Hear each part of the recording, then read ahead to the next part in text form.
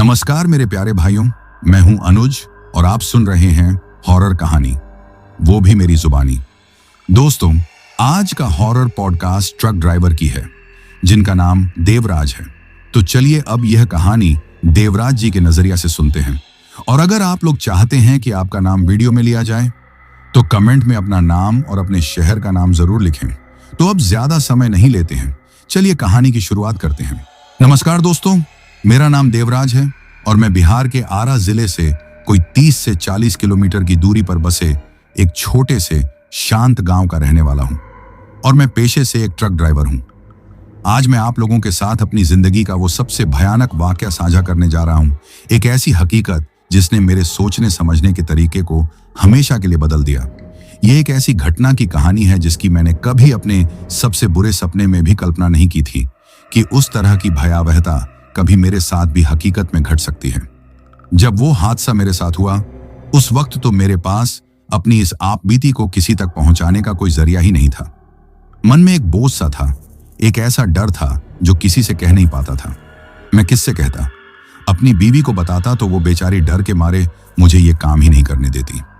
अपने यार दोस्तों को बताता तो वो या तो मजाक उड़ाते, कहते देवराज ज्यादा पी ली थी क्या, या फिर मुझे पागल समझते। ड्राइवरों की जिंदगी में वैसे भी कौन इन बातों पर यकीन करता है। हम वो लोग हैं जो सड़क पर सोते हैं और सड़क पर ही जागते हैं। हमारे लिए हर दिन एक जंग है। इन भूत प्रेत की कहानियों के लिए हमारी जिंदगी में कोई जगह नहीं होती, या कम से कम मैं तो यही मानता था। लेकिन फिर अभी कुछ हफ्तों पहले की बात है, मैं रात में ट्रक चलाते चलाते अपने फोन पर यूं ही कुछ सुन रहा था तो अचानक से यूट्यूब पर मुझे भयानक टॉक चैनल दिखा। मैंने एक कहानी चलाई, फिर दूसरी, फिर तीसरी, और मैं सुनता ही चला गया। जब मैंने देखा कि यहां तो मेरे ही जैसे ट्रक और बस ड्राइवरों की सच्ची, अनकही और डरावनी कहानियां लोगों तक पहुंचाई जाती हैं, तो मेरे मन में दबी हुई वो रात, वो मंजर, वो चीखें, वो बदबू, सब कुछ फिर से ताजा हो गया। मुझे लगा कि शायद यही वो सही जगह है जहां मैं अपनी कहानी सुना सकता हूं। शायद कोई तो होगा जो मेरी बात पर यकीन करेगा।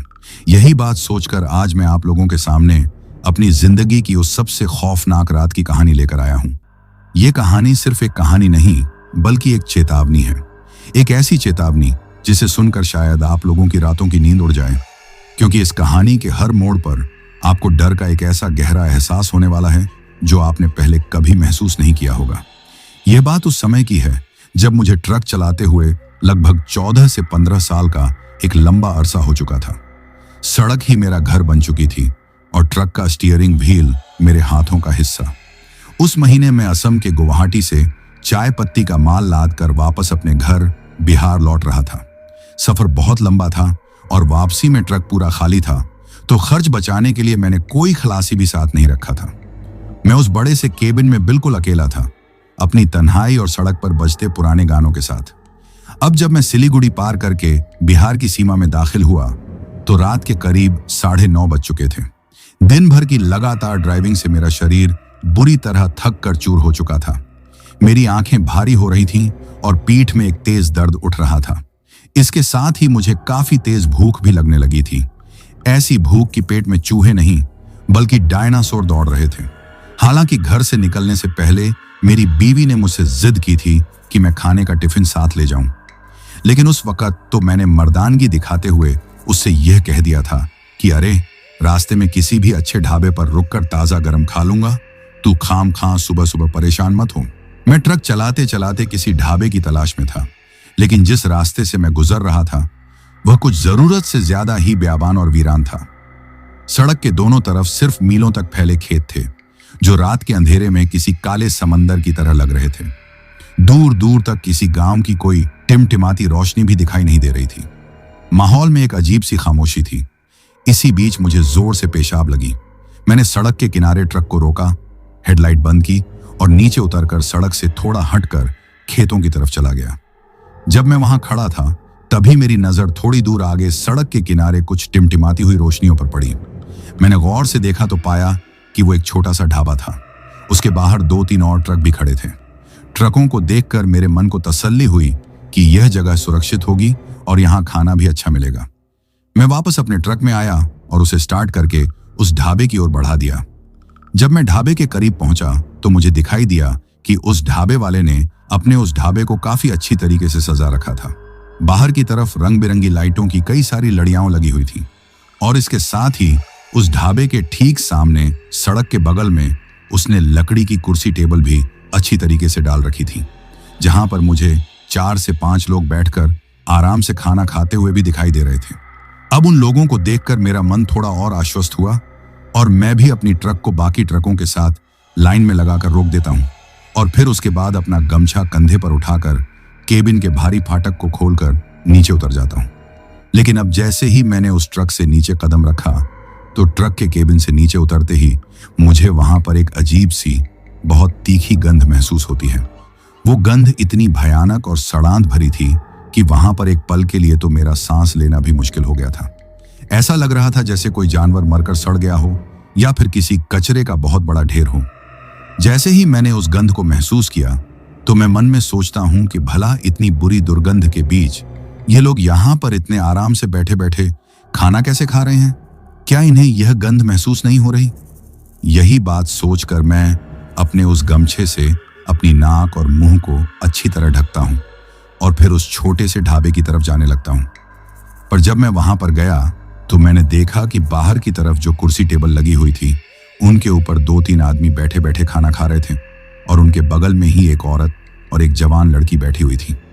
पर जब मैंने उन दोनों को वहां पर देखा तो मुझे उनको देखकर कुछ थोड़ा सा अजीब सा महसूस हुआ, क्योंकि उस वक्त वो जो औरत थी उसने काफी लंबा घूंघट निकाल रखा था, इतना लंबा कि उसका चेहरा तो क्या गर्दन तक दिखाई नहीं दे रही थी। और उसके बगल में वो जो लड़की बैठी हुई थी उसके भी सिर के जो बाल थे वो पूरी तरीके से खुले हुए थे, जिसकी वजह से उसका एक तरफ का आधा चेहरा उन बालों से ही ढका हुआ था। वो दोनों चुपचाप बैठी थीं, न कोई बात न कोई हरकत। अब वो सब कुछ सोचते हुए मैं उन दोनों को तो नजरअंदाज करता हूं और फिर उस ढाबे के काउंटर पर जाकर ऑर्डर देने की सोचता हूं। लेकिन जैसे ही मैं उस ढाबे के काउंटर पर जाता हूं तो मैं सोचता हूं कि क्या मैं यहां क्या ऑन ऑर्डर दूंगा। पर गया तो मैंने देखा कि उस वक्त उस काउंटर पर कोई बैठा हुआ ही नहीं है, काउंटर खाली पड़ा था। तभी अंदर रसोई की तरफ से एक आदमी निकल कर आता है। वो मेरी तरफ बिना देखे ही अपने काम में व्यस्त रहते हुए मुझसे रूखे स्वर में कहता है, कहो क्या खाना चाहते हो? तो उसके ऐसा कहते ही उस वक्त मैं उसे मटन कोरमा और 4-5 तंदूरी रोटी लाने को कह देता हूं। पर मेरे द्वारा बताने के बाद नहीं तो वो आदमी मुझसे यह कहता है कि ठीक है, बाहर जाकर बैठो, मैं अभी लाता हूं, और नहीं कुछ और कहता है। बस एक अजीब सी खामोशी से मेरी तरफ पीठ करके वापस अंदर चला जाता है। जब उसने कोई भी जवाब नहीं दिया तो मैं खुद ही बाहर आकर उन खाली पड़ी कुर्सी टेबल में से एक पर बैठ गया था, जो उन औरतों वाली टेबल से थोड़ी दूरी पर थी। अभी मुझे वहां पर बैठे हुए मुश्किल से 1 से 1.5 मिनट का ही टाइम हुआ था कि तभी अचानक से ही वो जो आदमी था वो वहां पर एक स्टील की प्लेट में मेरा खाना लेकर आ जाता है। अब जैसे ही मैंने उस आदमी को इतना जल्दी खाना लाते हुए देखा तो मैं काफी ज्यादा अचंभे में पड़ जाता हूं, क्योंकि मटन कोरमा जैसी चीज जिसे बनने में घंटों लगते हैं वो इतनी जल्दी बनाना बिल्कुल भी मुमकिन नहीं था। अभी मैं ऐसा सोच ही रहा था कि तभी वो आदमी उस टेबल के ऊपर प्लेट रखते हुए मुझसे एक अजीब से लहजे में कहता है, खा लो साहब, नसीब वालों को ही मेरे इस ढाबे का खाना नसीब होता है। मुझसे ऐसा कहकर वो आदमी वहां पर थोड़ा सा अजीब तरीके से हंसने लगा था, एक सूखी बेजान हंसी, और फिर हंसते हंसते ही वापस से अंदर की तरफ चला गया था।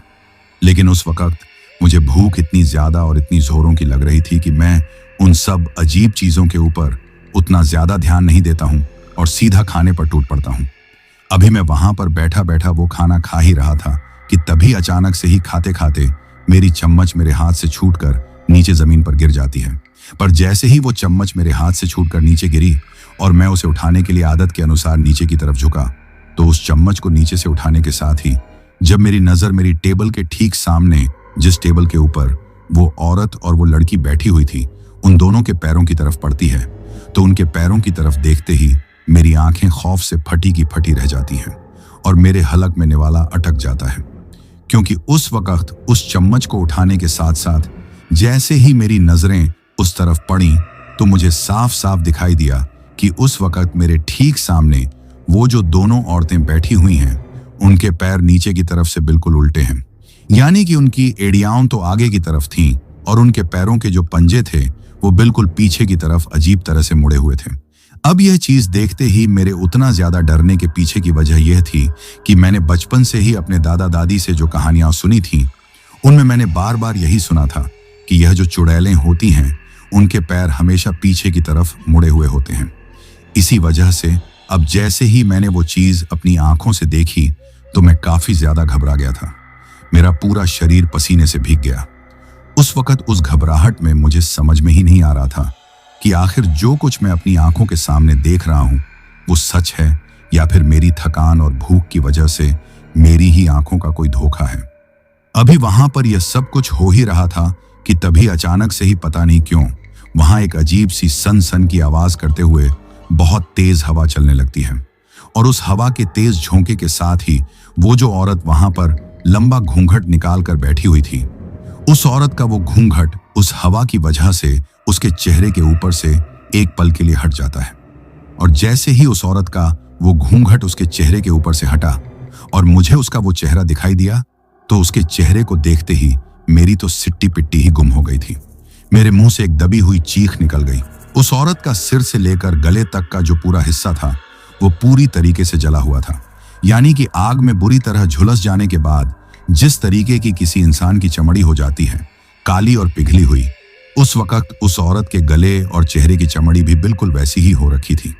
और उसकी आंखें, हे भगवान, उसकी आंखें पूरी की पूरी ऊपर की तरफ चढ़ी हुई थीं, जिनकी वजह से वो पूरी तरीके से किसी उबले हुए अंडे की तरह सफेद सफेद चमकती हुई दिखाई दे रही थी। अब उन दोनों को अपने सामने उतने भयानक हुलिये में देखकर मैं वहां से खुद की जान बचाकर भागना चाहता था, लेकिन मेरे शरीर ने जैसे काम करना ही बंद कर दिया था।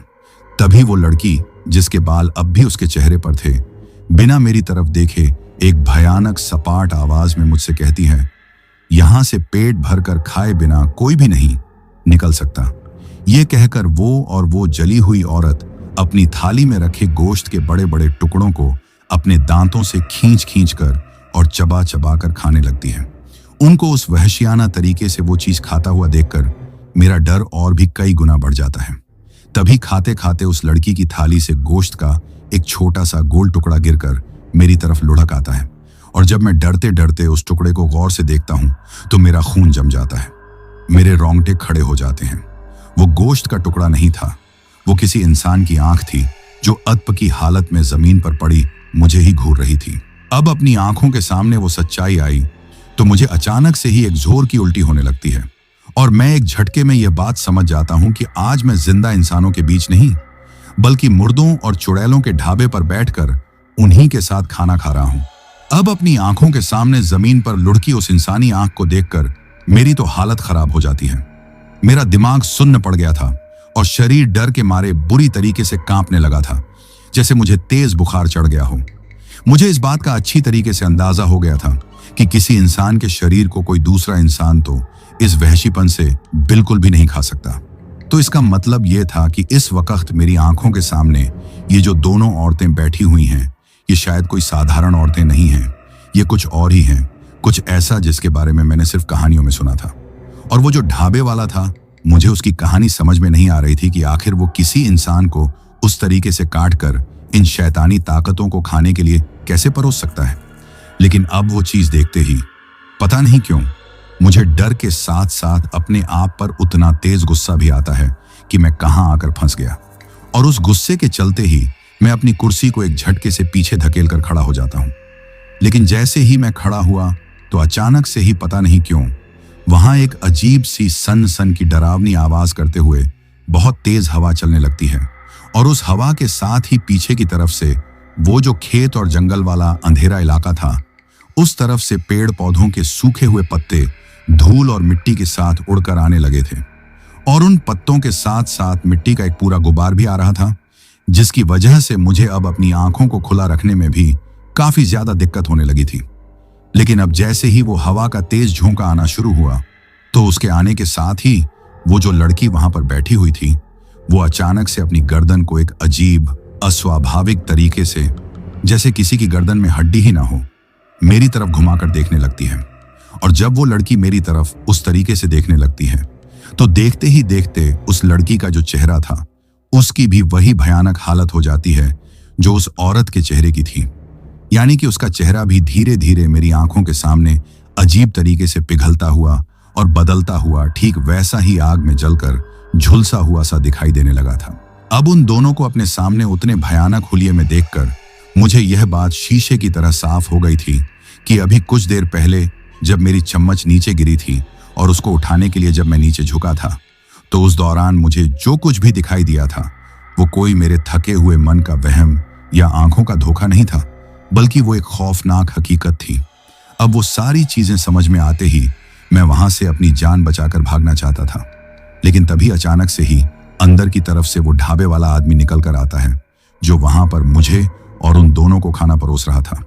पर अब जैसे ही मैं उस आदमी की तरफ देखता हूं तो उसके हुलिये को देखकर तो मैं डर के मारे 2-3 कदम पीछे ही हट गया था, क्योंकि उस वक्त उसका जो चेहरा था वो इतना ज्यादा भयानक और घिनौना हो रखा था कि उन चुड़ैलों का जला हुआ चेहरा तो उसके सामने कुछ भी डरावना नहीं था।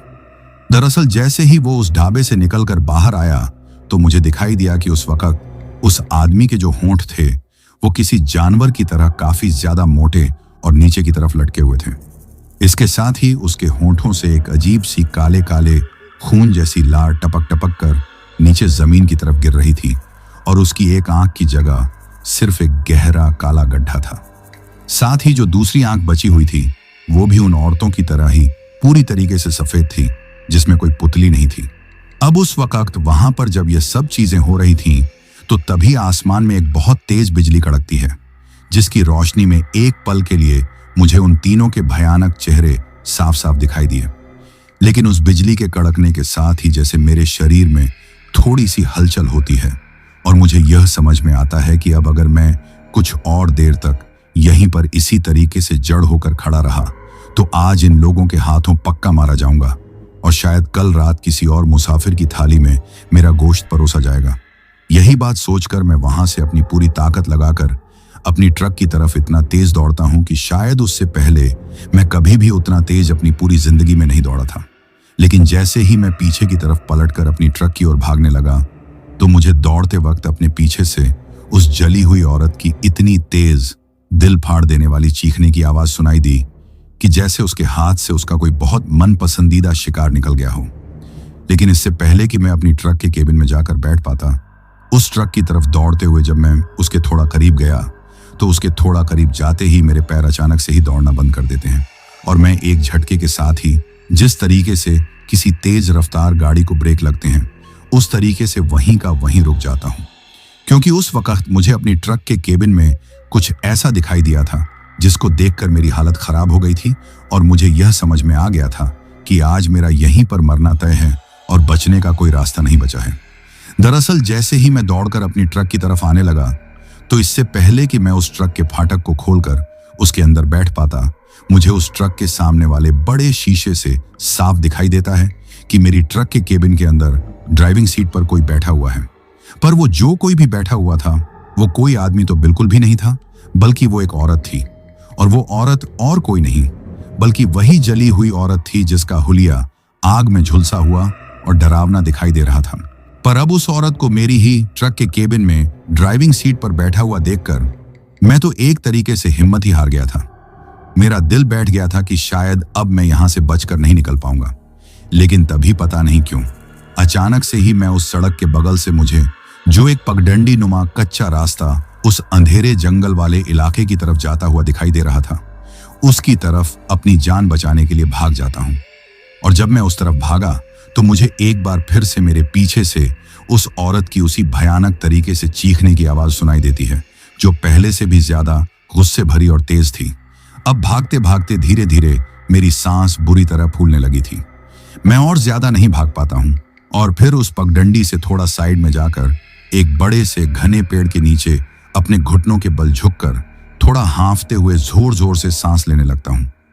मैं वहीं उसी पेड़ के तने के पीछे जाकर छिप जाता हूं और वहां पर छिपकर जिस पगडंडी से दौड़ता हुआ मैं उस तरफ आया था उसी की तरफ देखने लगता हूं कि कहीं वो मेरे पीछे तो नहीं आ रहे।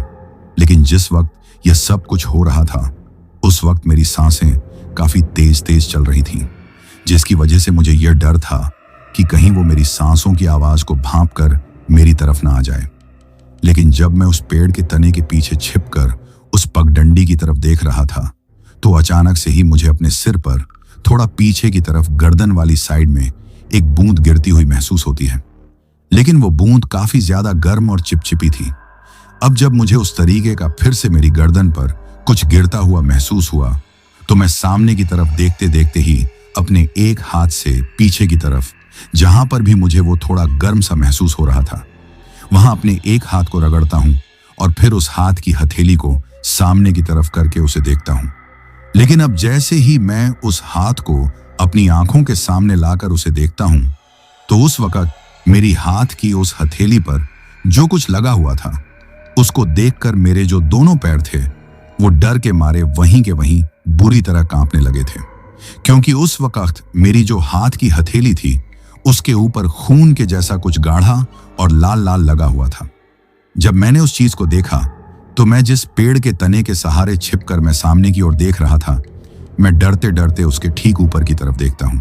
और जैसे ही मैं उस पेड़ के ऊपर की तरफ देखता हूं, तो मुझे दिखाई देता है कि जिस पेड़ के नीचे छिपकर मैं सामने की तरफ देख रहा था, उसी पेड़ की एक मोटी डाल पर मेरे ठीक ऊपर एक इंसानी लाश लटकी हुई थी। और वो जो मेरे ऊपर कुछ गिर रहा था, वो और कुछ नहीं बल्कि उसी लाश के अंदर से उसका टपकता हुआ खून था। अभी मैं ये सोच ही रहा था कि तभी अचानक से ही मेरे पैर से नीचे की तरफ कोई चीज टकराती है। जब मैं नीचे की तरफ गौर से देखता हूं, तो मुझे दिखाई देता है कि उस वक्त जिस पेड़ के नीचे वो लाश लटकी हुई थी, उस लाश के ठीक नीचे एक मिट्टी के मटके के जैसा कुछ रखा हुआ था, जिसके अंदर उस लाश का वो जो टपकता हुआ खून था, वो बूंद बूंद करके इकट्ठा हो रहा था। पर गलती से अंधेरे में मेरे एक पैर की ठोकर उस चीज के लग जाती है। अब जैसे ही वहां पर वो चीज हुई, तो उस चीज के होते ही मैं समझ जाता हूं कि यह सब कुछ शायद उसी चुड़ैल का किया धरा है। लेकिन तभी एक बार फिर से मुझे सामने की तरफ से उस चुड़ैल की चीखने की आवाज सुनाई देती है। और जैसे ही इस बार मुझे वो आवाज सुनाई देती है, तो जब मैं उसी पेड़ के तने के पीछे छिप कर देखता हूं, तो मुझे दिखाई देता है कि वो चुड़ैल अब मेरी आंखों के सामने ही थी, पगडंडी पर खड़ी मुझे ही ढूंढ रही थी। अभी मैं ऐसा सोच ही रहा था कि तभी मुझे मेरे पीछे से किसी का ठंडा बर्फीला हाथ मेरे कंधे पर रखता हुआ महसूस होता है। उस वक्त मुझे यह भी महसूस हो गया था कि जिस हाथ को मैंने महसूस किया है, वो हाथ किसी साधारण इंसान के जैसा नरम हाथ नहीं था, बल्कि वो तो एक हड्डी नुमा, सूखा हुआ और लंबा नाखूनों वाला हाथ था। लेकिन इससे पहले कि मैं कुछ सोच या समझ पाता, एक बार फिर से मुझे मेरे कंधे पर वो हाथ रखने का एहसास होता है। लेकिन अब दोबारा से उस हाथ को मेरे कंधे पर महसूस करके जैसे ही मैं धीरे धीरे अपनी गर्दन को पीछे की तरफ पलटकर देखता हूं, तो पीछे की तरफ पलटकर देखते ही मेरी आंखें खौफ से फटी की फटी रह जाती हैं और मेरे मुंह से एक इतनी भयानक जानलेवा चीख निकलती है कि उस चीख के साथ ही मैं वहीं का वहीं बेहोश हो गया था। लेकिन बेहोश होने से ठीक पहले मुझे इतना तो दिखाई दे गया था कि उस वक्त मेरे पीछे और कोई नहीं बल्कि वही लड़की थी जो उस चुड़ैल के साथ में वहां पर बैठी हुई थी। अब उसने मुझे पकड़ लिया था और उस वक्त वो मेरे ठीक पीछे उस पेड़ के नीचे ही खड़ी हुई थी। लेकिन अब उसको मेरे इतना करीब खड़ा देखकर ही मैं समझ गया था कि अब मेरी मौत मेरे सामने है। उस भयानक चीख के साथ जब मैं बेहोश हुआ, तो उसके बाद मेरे साथ वहां पर क्या हुआ, इसके बारे में मुझे कुछ भी नहीं पता। मेरी दुनिया एक गहरे काले अंधेरे में डूब गई थी। लेकिन जब कई दिनों बाद मेरी आंख खुली, तो आंख खुलने के साथ ही मुझे मेरे पूरे बदन पर काफी ज्यादा जलन और दर्द महसूस हो रहा था। मुझे ऐसा लग रहा था कि जैसे किसी ने बुरी तरीके से मेरे अंग अंग को नोच डाला है और मेरे शरीर पर सैकड़ों घाव हैं। मैं बहुत कमजोर महसूस कर रहा था। आंख खुलते ही जब मैं चारों तरफ देखता हूं, तो मुझे दिखाई देता है कि मैं जंगल में जमीन पर ही लेटा हुआ हूं। आंख खुलने के बाद जब मैंने कुछ बोलना चाहा, तो मैं चाहकर भी कुछ नहीं बोल पाता हूं। उस वक्त मेरे गले से सिर्फ एक अजीब दर्द भरी कराहने की आवाज के अलावा और कुछ भी नहीं निकल रहा था। अपने आप को इस लाचार हालत में पाकर मेरे मन में सिर्फ एक ही नाम आया, हनुमान जी। मैं टूटी फूटी कांपती हुई आवाज में हनुमान चालीसा का पाठ करने लगा। मेरी आवाज बहुत धीमी थी, लगभग फुसफुसाहट जैसी, लेकिन मैं अपनी पूरी ताकत लगाकर पाठ कर रहा था। जय हनुमान ज्ञान गुण सागर, जय कपीस तिहु लोक उजागर। मैं बार बार उन्हीं पंक्तियों को दोहरा रहा था। तभी मुझे कुछ लोगों के कदमों की आहट और बातें करने की आवाज सुनाई दी। वो आवाजें मेरी तरफ ही आ रही थीं। एक पल के लिए मुझे लगा कि शायद वो चुड़ैलें ही वापस आ गई हैं। मैं डर के मारे कांपने लगा, लेकिन मैं चाहकर भी वहां से उठकर भाग नहीं सकता था, क्योंकि उस वक्त मुझे मेरे शरीर के अंदर इतनी ज्यादा कमजोरी महसूस हो रही थी कि उठकर भागना तो दूर की बात है, मैं तो अपनी गर्दन को उठाकर भी सामने की तरफ नहीं देख पा रहा था। तभी मेरे सामने एक बूढ़ा आदमी और 2-4 गांव के लोग आते हैं। उनके हाथ में लकड़ियां और कुल्हाड़ी थी। वो मुझे हनुमान चालीसा का पाठ करते हुए उस बुरी हालत में देखकर हैरान रह गए। वो दौड़कर मेरे पास आए और उनके चेहरों पर एक अजीब सी खुशी और हैरानी के भाव आ गए। उनमें से एक ने कहा, अरे ये तो जिंदा है, हम तो इसकी आवाज सुनकर यहाँ आए थे। इसके साथ ही मैं देखता हूं कि मेरे पूरे बदन पर किसी जंगली जानवर के नोचने और काटने के गहरे निशान थे। जब मैंने अपनी इतनी बुरी हालत देखी तो मैं मुंह से तो कुछ बोल नहीं पाया, लेकिन शायद मेरे कांपते हुए होंठों और डरी हुई आंखों से वो लोग समझ गए थे कि मैं उनसे क्या जानना चाह रहा हूं। इसी वजह से उनमें से वो जो सबसे बूढ़े आदमी थे, वो मेरे सिर पर हाथ फेरते हुए मुझे बताते हैं कि बेटा डरो मत, तुम अब सुरक्षित हो। हम लोग सुबह जंगल में लकड़ियां तोड़ने के लिए आए थे, तो हमें किसी के हनुमान चालीसा पढ़ने की बहुत धीमी आवाज सुनाई दी। उसी आवाज का पीछा करते करते हम यहां पहुंचे तो तुम्हें इस हालत में पाया। ऐसा लगता है किसी जंगली जानवर ने तुम पर हमला किया है। वो लोग मुझे उठाकर अपने गांव ले गए। अब उन लोगों के मुंह से वो बातें सुनकर मैं समझ गया था कि हनुमान जी ने ही मेरी जान बचाई है।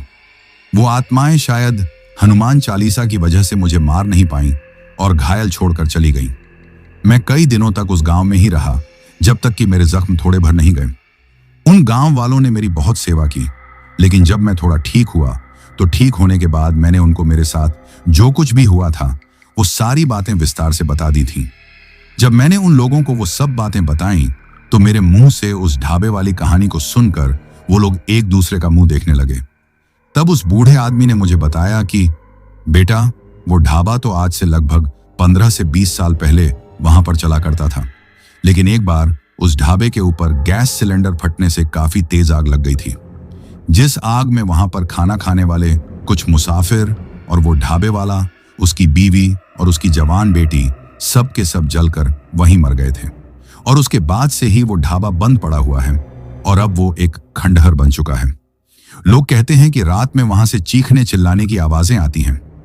अब उन लोगों से वो बात सुनकर मैं समझ गया था कि उस दिन मेरे साथ जो कुछ हुआ था वो क्या था और वो लोग कौन थे। वो कोई और नहीं बल्कि उसी ढाबे में जलकर मरे हुए लोगों की अतृप्त आत्माएं थीं, जो आज भी वहां भटकती हैं और रात के अंधेरे में अकेले मुसाफिरों को अपना शिकार बनाती हैं। मेरे दिलो दिमाग पर उस रात का खौफ इस कदर बैठ गया था कि मैं अक्सर नींद में चीखते हुए उठ जाता था। अब मेरे सामने सबसे बड़ा सवाल यह था कि मैं आगे क्या करूं। मेरा ट्रक, मेरी रोजी रोटी का एकमात्र सहारा, अभी भी उसी मनहूस भुतहा सड़क पर खड़ा था। मैं उसे वहां छोड़कर अपने घर नहीं जा सकता था। मुझे हिम्मत करके एक बार फिर उसी जगह पर वापस जाना था। यह मेरे इस खतरनाक सफर की असली शुरुआत थी, एक ऐसा सफर जिसमें मुझे अपने सबसे बड़े डर का सामना करना था। अब उन गांव वालों से उस ढाबे की वो दर्दनाक और खौफनाक कहानी सुनकर मैं पूरी तरह समझ गया था कि उस रात मेरे साथ जो कुछ भी हुआ था वो क्या था और वो लोग कौन थे। लेकिन उस दिन तो मेरे हनुमान जी ने ही मेरी लाज रख ली कि उन गांव वालों ने मेरी धीमी आवाज सुन ली और मेरी जान बच गई थी, वरना उन आत्माओं ने तो मुझे मारने में कोई कसर नहीं छोड़ी थी। यह ख्याल आते ही मेरे शरीर में एक सिहरन दौड़ जाती थी। मैं लगभग 1 हफ्ता और उन गांव वालों के साथ ही रहा। उन लोगों ने जंगली जड़ी बूटियों से मेरे जख्मों पर लेप लगाकर उन्हें काफी हद तक ठीक कर दिया था। अब मैं बिना किसी सहारे के चलने फिरने की हालत में था, लेकिन मेरे दिल और दिमाग पर जो गहरे जख्म लगे थे वो शायद इस जिंदगी में कभी नहीं भरने वाले थे। रात में अक्सर मुझे वही भयानक सपने आते थे, वो जली हुई औरत, वो उल्टे पैर, वो इंसानी आंख, और मैं बचाओ बचाओ चिल्लाते हुए एक जोर की चीख मारकर उठ जाता था। अब मेरे सामने सबसे बड़ा और मुश्किल सवाल यह था कि मैं आगे क्या करूं। मेरा ट्रक, मेरी और मेरे परिवार की रोजी रोटी का एकमात्र सहारा, अभी भी उसी मनहूस भुतहा सड़क पर लावारिस खड़ा था। मैं उसे वहां छोड़कर अपने घर नहीं जा सकता था। मुझे अपनी सारी हिम्मत जुटाकर एक बार फिर उसी मौत की जगह पर वापस जाना था। जब मैंने उन गांव वालों को यह बात बताई तो वो सब लोग एक साथ मुझे ऐसा करने से मना करने लगे। जिस बूढ़े आदमी ने मेरी सबसे ज्यादा सेवा की थी वो मेरे कंधे पर हाथ रखकर मुझसे बोला, बेटा, क्या तू पागल हो गया है? जिस जगह से भगवान ने तुझे जिंदा बचाया है तू फिर से वहीं मौत के मुंह में जाना चाहता है? भूल जा उस ट्रक को, जान है तो जहान है। मैंने उनसे हाथ जोड़कर विनती करते हुए कहा, बाबा, आप बिल्कुल ठीक कह रहे हो, लेकिन वो ट्रक सिर्फ लोहे का एक टुकड़ा नहीं है, वो मेरे परिवार का पेट पालता है। अगर मैं उसे वहीं छोड़ आया तो मेरा सब कुछ बर्बाद हो जाएगा, मेरे बच्चे भूखे मर जाएंगे। मुझे जाना ही होगा। बस आप लोग मुझ पर एक आखिरी एहसान कर दीजिए कि दिन के उजाले में मेरे साथ वहां तक चल दीजिए। मैं अकेला उस जगह पर वापस जाने की हिम्मत नहीं कर पा रहा हूं। मेरी आंखों में आंसू और मेरी आवाज में बेबसी देखकर और मेरी मजबूरी को समझकर वो बूढ़ा आदमी और गांव के 2 और जवान लोग मेरे साथ चलने के लिए आखिरकार राजी हो गए।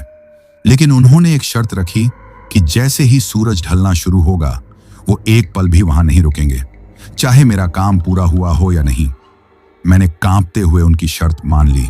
अगली सुबह हम चारों हाथ में मोटी मोटी लाठियां और टॉर्च लेकर उस घने जंगल के रास्ते से वापस उसी हाईवे की तरफ बढ़ने लगे।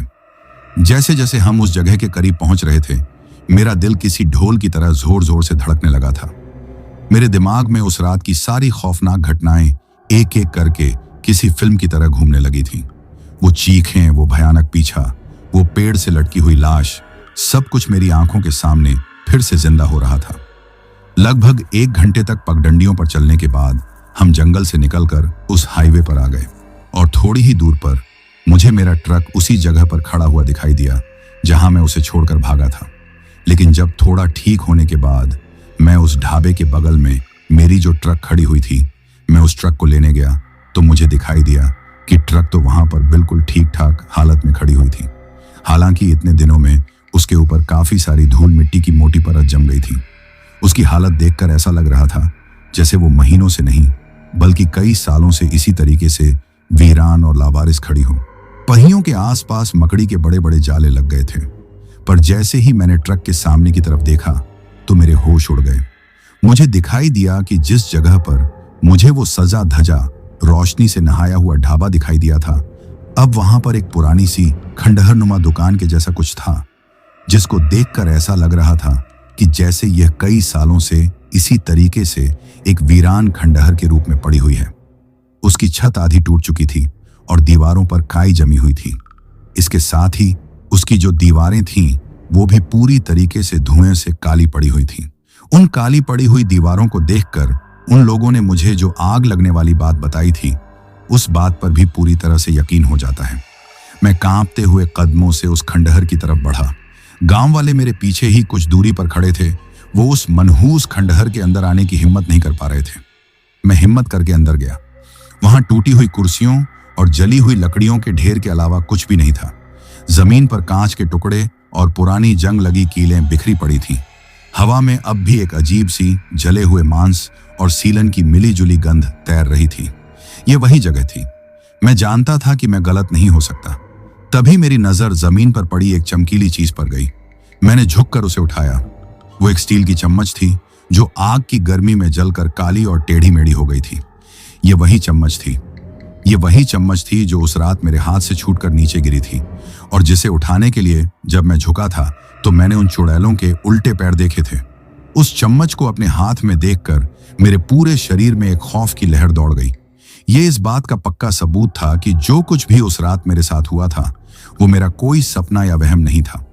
वो एक भयानक जानलेवा हकीकत थी। मैं उस चम्मच को लेकर जैसे ही पीछे मुड़ा तो तभी अचानक से सूरज घने बादलों के पीछे छिप गया और एक पल के लिए वहां दिन में ही अंधेरा सा छा गया। और उसी एक पल मुझे उस खंडहर के अंदर से किसी लड़की के धीरे धीरे खिलखिलाकर हंसने की आवाज सुनाई दी। वो वही हंसी थी, वो वही शैतानी हंसी थी। उस हंसी को सुनते ही मेरे रोंगटे खड़े हो गए। मेरे पीछे खड़े गांव वाले भी वो आवाज सुनकर बुरी तरह से डर गए थे। बूढ़े आदमी ने चिल्लाकर कहा, भागो यहां से, सूरज ढल रहा है, वो जाग रही हैं। हम चारों वहां से अपनी पूरी जान लगाकर भागे और सीधा मेरे ट्रक के पास पहुंचे। मैंने कांपते हुए हाथों से बड़ी मुश्किल से ट्रक का दरवाजा खोला और जल्दी से उसे स्टार्ट किया। भगवान का लाख लाख शुक्र था कि ट्रक एक ही बार में स्टार्ट हो गया। हम सब जल्दी से ट्रक में बैठे और मैंने ट्रक को वहां से ऐसे भगाया जैसे हम मौत से भाग रहे हों। मैंने रियर व्यू मिरर में देखा, वो खंडहर धीरे धीरे पीछे छूटता जा रहा था, लेकिन मुझे आज भी ऐसा लगता है कि मैंने उस अंधेरे खंडहर की टूटी हुई खिड़की में किसी को खड़ा हुआ देखा था, जो हमें जाते हुए देख रहा था और शायद मुस्कुरा रहा था। अब उस वीरान खंडहर से उस चुड़ैल की दिल दहला देने वाली हंसी की आवाज सुनकर हम सब लोग बुरी तरीके से घबरा गए थे। उस वक्त मेरे हाथ पैर डर के मारे इतने ज्यादा कांप रहे थे कि मुझसे ट्रक का गियर भी ठीक से नहीं लग रहा था। मेरे पीछे बैठे गांव वाले लगातार भगवान का नाम जप रहे थे और मुझसे जल्दी से जल्दी ट्रक भगाने को कह रहे थे।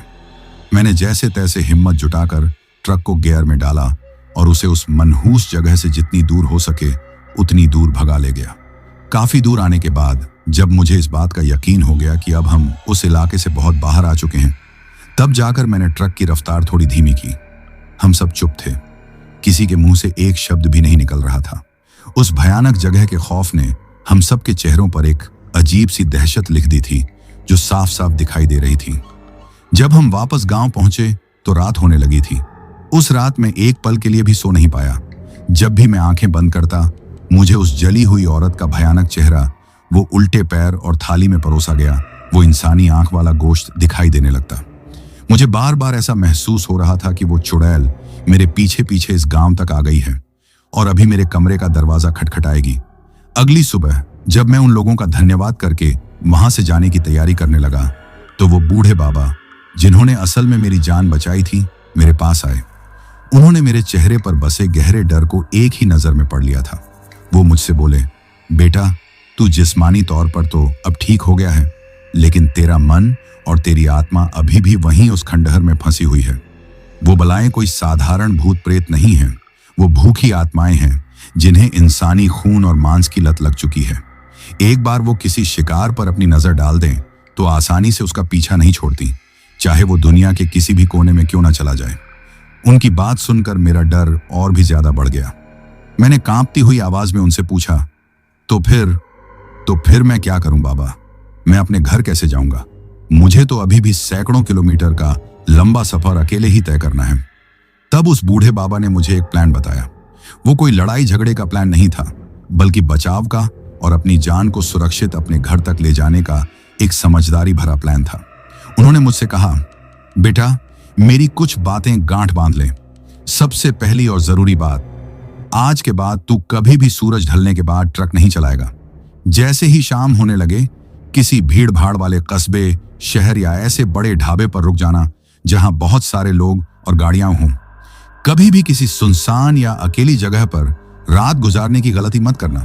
उन्होंने आगे कहा, दूसरी बात, रास्ते में किसी भी अनजान आदमी, औरत या बच्चे पर बिल्कुल भरोसा मत करना, चाहे वो कितनी भी मुसीबत में क्यों ना लग रहा हो। वो अपना रूप बदल सकती हैं और तुझे धोखा दे सकती हैं। और फिर उन्होंने अपनी जेब से एक छोटा सा काले धागे में बंधा हुआ ताबीज निकाला। वो ताबीज मुझे देते हुए बोले, ये हमारे गांव के पुराने मंदिर का सिद्ध किया हुआ ताबीज है। इसे अपने गले में पहन ले। जब तक यह तेरे गले में रहेगा, तुझे बुरी नजरों और शैतानी आत्माओं से बचाता रहेगा। इसके साथ ही उन्होंने मुझे एक छोटी सी कागज की पुड़िया में थोड़ी भभूत, पवित्र राख दी और कहा, इसे अपनी ट्रक के डैशबोर्ड पर रख देना। जब तक यह भभूत तेरे ट्रक में रहेगी, कोई भी अपवित्र चीज या बुरी आत्मा तेरे ट्रक के अंदर दाखिल नहीं हो पाएगी। अब उन सब चीजों को देखकर और उस बूढ़े बाबा की बातें सुनकर मुझे थोड़ा सा अजीब लगा, क्योंकि मैं इन सब तावीज गंडों जैसी चीजों पर ज्यादा यकीन नहीं करता था। लेकिन उस रात जो कुछ भी मेरे साथ हुआ था और जो भयानक मंजर मैंने अपनी आंखों से देखा था, उसके बाद मेरे पास इन चीजों पर यकीन करने के अलावा और कोई दूसरा चारा भी नहीं था। मैंने उस बाबा के पैर छुए और उनका दिया हुआ वो तावीज अपने गले में पहन लिया। भभूत की पुड़िया को मैंने अपनी ट्रक में हनुमान जी की छोटी सी मूर्ति के पास डैशबोर्ड पर श्रद्धा से रख दिया। अब मेरा प्लान बिल्कुल साफ था। मुझे बस दिन के उजाले में सफर करना था और किसी भी हाल में रात होने से पहले एक सुरक्षित ठिकाना ढूंढ लेना था। मैंने उन सभी गांव वालों से भारी मन से विदा ली। उन लोगों ने न सिर्फ मेरी जान बचाई थी, बल्कि मुझे एक नया जीवन भी दिया था। मैं उनका यह एहसान शायद अपनी जिंदगी भर नहीं भूल सकता था। मैं ट्रक में आकर बैठा। मैंने एक नजर उस ताबीज पर डाली जो मेरे गले में था और फिर एक नजर सामने उस लंबी सुनसान सड़क पर डाली। मेरा दिल अब भी डर से जोर जोर से धड़क रहा था, लेकिन अब उस डर के साथ साथ मेरे अंदर एक छोटी सी उम्मीद की किरण भी थी। मैंने ट्रक स्टार्ट किया और अपने घर की तरफ अपना सबसे मुश्किल सफर शुरू कर दिया। मुझे नहीं पता था कि आगे का सफर कैसा होगा। क्या वो आत्माएं सच में मेरा पीछा छोड़ देंगी, या यह सिर्फ एक बड़े और भयानक तूफान से पहले की शांति थी। मेरे दिमाग में हजारों सवाल थे, लेकिन मेरे पास किसी का भी जवाब नहीं था। अब उन गांव वालों से विदा लेकर जब मैं अपनी ट्रक में आकर बैठा तो एक पल के लिए मेरे हाथ स्टीयरिंग व्हील पर कांप गए। सामने वही सड़क थी जो अब मुझे किसी अनजान दोस्त की तरह नहीं, बल्कि एक भूखे आदमखोर जानवर के खुले हुए मुंह की तरह लग रही थी, जो बस मुझे निगल जाने के लिए तैयार हो।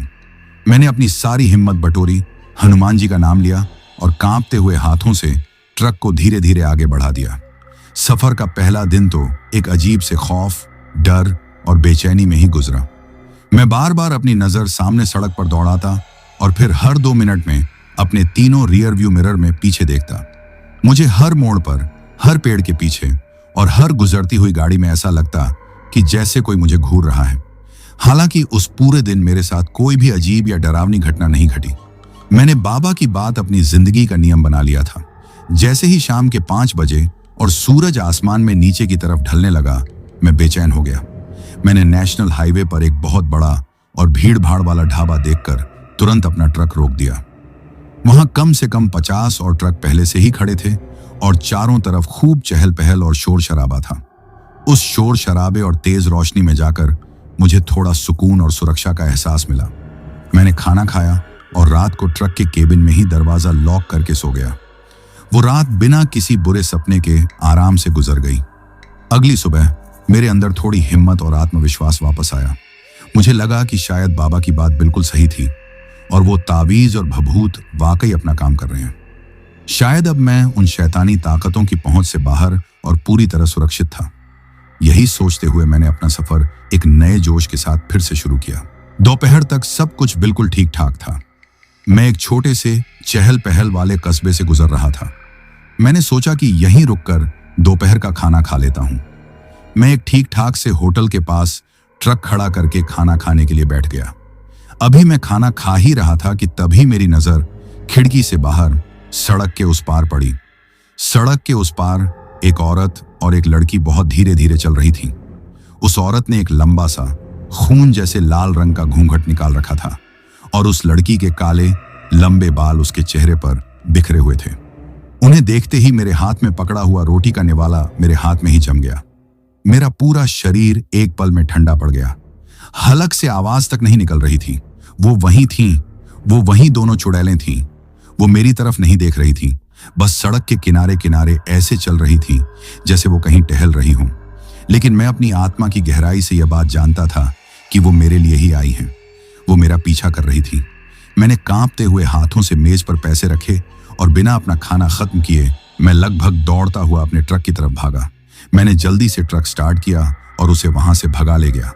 मैंने शीशे में देखा, वो दोनों अब भी उसी धीमी इत्मीनान वाली चाल से चल रही थीं, जैसे उन्हें कोई जल्दी ना हो, जैसे वो अच्छी तरह जानती हों कि मैं उनसे भागकर आखिर जाऊंगा भी कहां। अब मेरा सारा आत्मविश्वास टूट चुका था और मेरा डर वापस लौट आया था, पहले से भी कहीं ज्यादा भयानक रूप में। मैं समझ गया था कि वो मेरा पीछा इतनी आसानी से नहीं छोड़ने वाली। अब मेरी यह यात्रा एक साधारण यात्रा नहीं, बल्कि वक्त के खिलाफ एक जानलेवा दौड़ बन गई थी।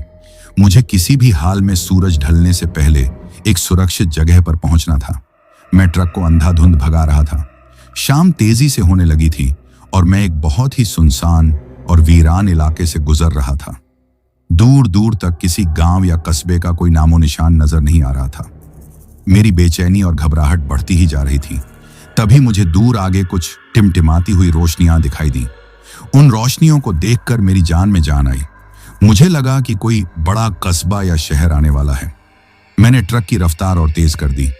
जैसे जैसे मैं नजदीक पहुंचता गया, मुझे एक बड़े से ढाबों का समूह और एक छोटा सा बाजार जैसा दिखाई दिया। वहां खूब चहल पहल और भीड़ भाड़ लग रही थी। मैंने भगवान का मन ही मन शुक्रिया अदा किया और उस जगह की तरफ बढ़ने लगा। लेकिन जैसे ही मैं उस जगह के बिल्कुल करीब पहुंचा, मेरा माथा ठनक गया।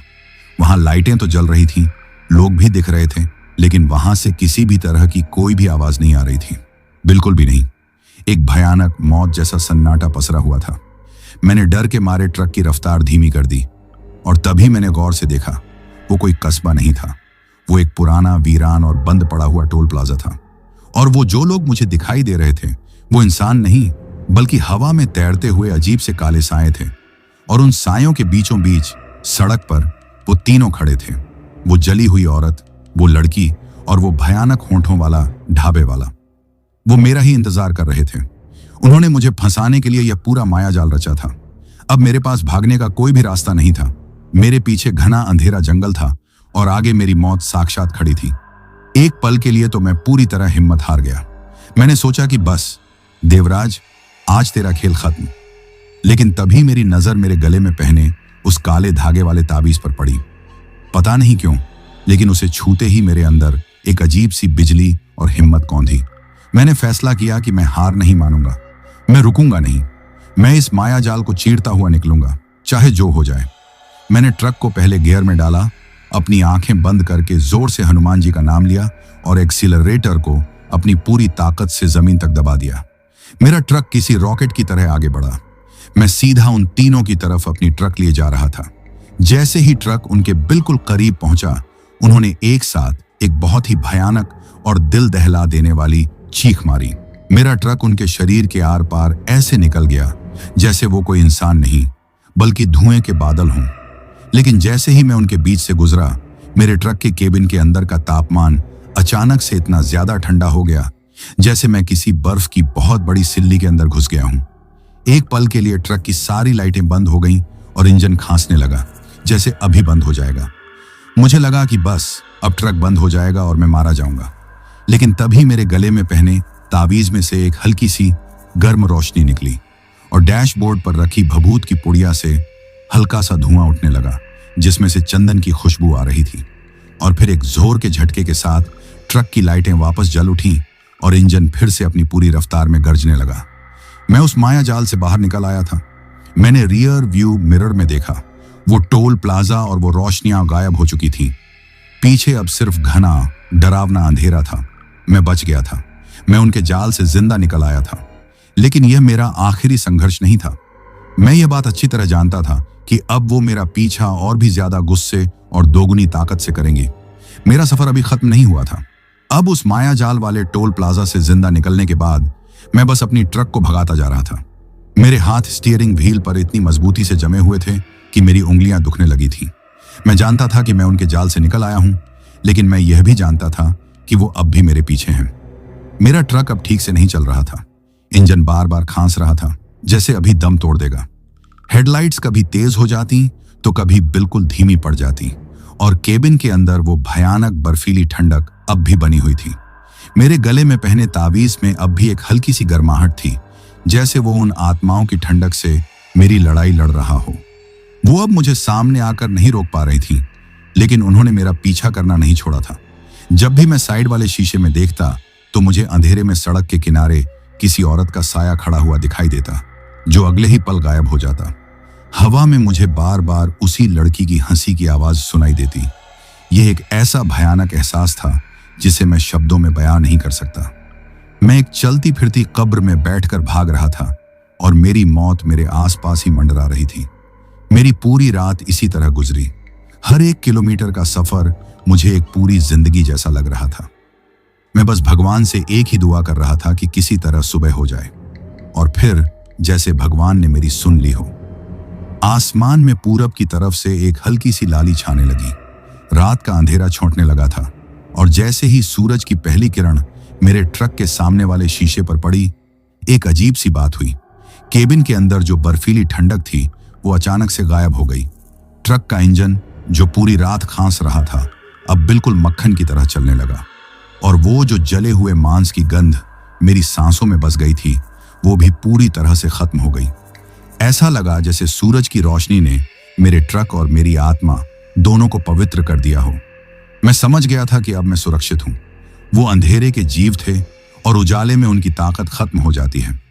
दोपहर तक मैं अपने जिले की सीमा में दाखिल हो चुका था और कुछ घंटे बाद मैं अपने गांव की कच्ची सड़क पर था। दूर से मुझे मेरा छोटा सा घर दिखाई दिया। उसे देखते ही मेरी आंखों से आंसू बहने लगे। मुझे यकीन नहीं हो रहा था कि मैं जिंदा अपने घर वापस पहुंच गया हूं। जैसे ही मैंने घर के सामने ट्रक रोका, मेरे बच्चे पापा आ गए, पापा आ गए चिल्लाते हुए मेरी तरफ दौड़े। मेरी बीवी दरवाजे पर खड़ी थी। मुझे उस हालत में देखकर उसकी चीख निकल गई। मैं कई दिनों से नहाया नहीं था। मेरे कपड़े फटे हुए थे, शरीर पर जख्मों के निशान थे और शायद मैं 10 साल और ज्यादा बूढ़ा लग रहा था। उस दिन के बाद मेरी जिंदगी पूरी तरह से बदल गई। मैंने उन गांव वालों को फोन करके उनका धन्यवाद किया जिन्होंने मेरी जान बचाई थी। मैंने अपनी बीवी या घर में किसी को भी उस रात की असली कहानी नहीं बताई। मैंने बस इतना कहा कि कुछ लुटेरों ने हमला कर दिया था और मैं कई दिनों तक जंगल में फंसा रहा। मैंने वो ट्रक बेच दिया। मैं फिर कभी उस ट्रक की ड्राइविंग सीट पर बैठने की हिम्मत नहीं कर पाया। मैंने शहर में ही एक छोटी सी दुकान खोल ली। अब मैं अपनी जिंदगी अपने परिवार के साथ गुजारता हूं। लेकिन आज भी, इतने सालों बाद भी, वो रात मेरा पीछा नहीं छोड़ती। आज भी जब कभी रात में तेज हवा चलती है तो मुझे उस चुड़ैल की चीखें सुनाई देने लगती हैं। आज भी मैं कभी किसी सुनसान ढाबे पर अकेले खाना नहीं खाता। अब मुझे अपने दादा दादी की सुनाई हुई वो कहानियां सिर्फ कहानियां नहीं लगती। मैं जानता हूं कि उस दुनिया का वजूद है। वो दुनिया हमारी इस जीती जागती दुनिया के साथ साथ ही चलती है, बस हमें दिखाई नहीं देती। हम उसे अंधविश्वास कहकर नकार देते हैं। लेकिन कभी कभी कुछ बदनसीब मुसाफिरों के लिए दोनों दुनियाओं के बीच का पर्दा हट जाता है। मैं उन बदनसीबों में से एक था जो उस पर्दे के पार झांक कर भी जिंदा लौट आया। लेकिन उस दुनिया की एक परछाई हमेशा के लिए मेरे अंदर रह गई है। एक ऐसी परछाई जो मुझे हमेशा याद दिलाती है कि हाईवे की हर सुनसान सड़क के अंधेरे में कोई अनकही, अनसुनी कहानी दफन होती है। तो दोस्तों, ये कहानी यही खत्म हुई।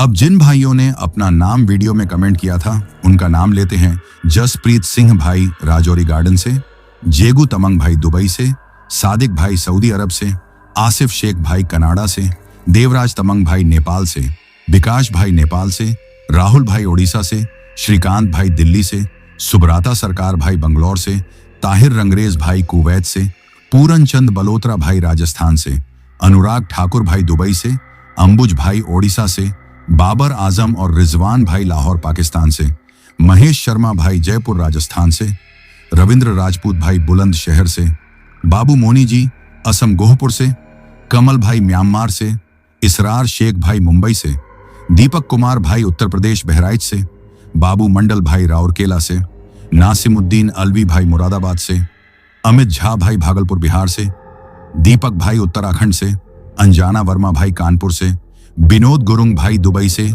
भूपेंद्र झरिया भाई छत्तीसगढ़ से, बिलाल भट्ट भाई कराची से, जीनिया सिंह जी दिल्ली से, राजा अली भाई मैनपुरी से, सुराजित भाई असम डिब्रूगढ़ से, पंडित जी दिव्यापुर से, शाहरुख भाई मंसूरी मध्य प्रदेश से, सुष्मिता यदुवंशी जी आजमगढ़ से, लठ सिंह भाई कर्नाटक से, राज शर्मा भाई असम से, हाया खान भाई पाकिस्तान से, अभिषेक कुमार भाई बिहार बेगूसराय से, सोहेल भाई मुंबई से, दिलीप निषाद भाई गोरखपुर से, विनोद कुमार भाई हिमाचल प्रदेश से, उषा जी कृष्णनगर से, एसके राजा भाई राजकोट से, धीरज हजांग भाई असम से, हलीम खान भाई बहराइच से, रेहान खान भाई बिहार से, एसके चंद भाई कोलकाता से, नीता जी सुरेंद्र नगर से, हरिहर भाई ओडिशा से, अब्दुल मुनाफ भाई बिहार से, अजय कुमार राय भाई न्यू दिल्ली से, अर्जुन राय भाई छत्तीसगढ़ रायपुर से, वसीम अहमद भाई नागपुर महाराष्ट्र से, अनिल चौहान भाई सिवान बिहार से,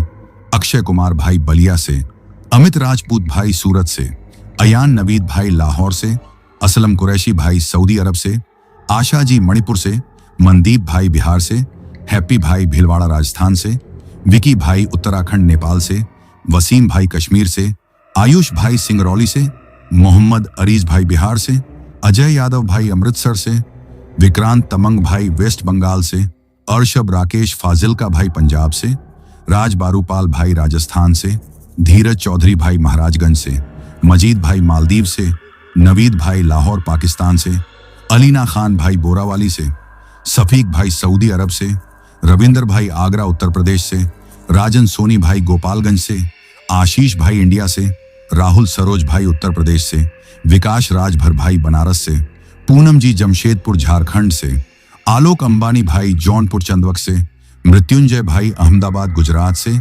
मोहम्मद साहिल भाई इंडिया से, वाजिद तबस्सुम भाई पाकिस्तान से, नजमा जी मुंबई से, दिलीप निषाद भाई रामपुर बड्ढलगंज से, माधुरी शर्मा जी कोलकाता से, शाहरुख खान भाई हसनपुर से, रहना खान भाई बिहार से, सलीम पीर मोहम्मद भाई राजस्थान भीलवाड़ा से, गायत्री जी मध्य प्रदेश से, अन्वेश कुमार भाई मुंबई महाराष्ट्र से, मोहम्मद तनवीर भाई पाकिस्तान से, अरबाज राजा भाई जयपुर से, ताजवली खान और मुस्तफा खान भाई इंग्लैंड से, गणेश राय भाई इंडिया से, मनोज कुमार भाई मिर्जापुर से, पूजा घोष जी असम गुवाहाटी से, साहिल अंसारी भाई भिवंडी से, इंदुपाल जी छत्तीसगढ़ से, हरीश भाटिया भाई सागवाड़ा से, वीके भाई जोधपुर से, मौसमी सिंह जी मोतिहारी बिहार से, दलवीर सिंह भाई इंडिया से, रोशन कपाली भाई नेपाल से, अनुज यादव भाई कानपुर से, यूएस हर्ष तिवारी भाई लोहारी सिरसा प्रयागराज से, मोहन भाई झारखंड से, सनम खान भाई कराची से,